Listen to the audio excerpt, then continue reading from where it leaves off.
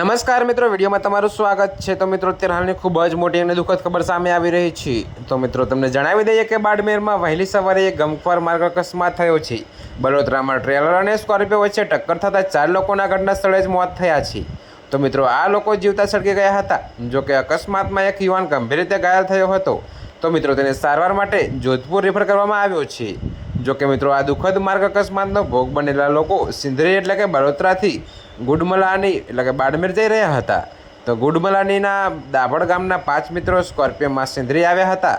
તેઓ એક હોટલમાં રાત્રિ ભોજન કર્યા પછી પાછા ફરી રહ્યા હતા। આ દરમિયાન બળોદરા સિંધરી મેગા હાઈવે પર તેમની સ્કોર્પિયો એક ટ્રેલર સાથે અથડાઈ હતી। તો ટક્કર એટલી ગંભીર હતી કે વાહનમાં તરત જ આગ લાગી ગઈ હતી।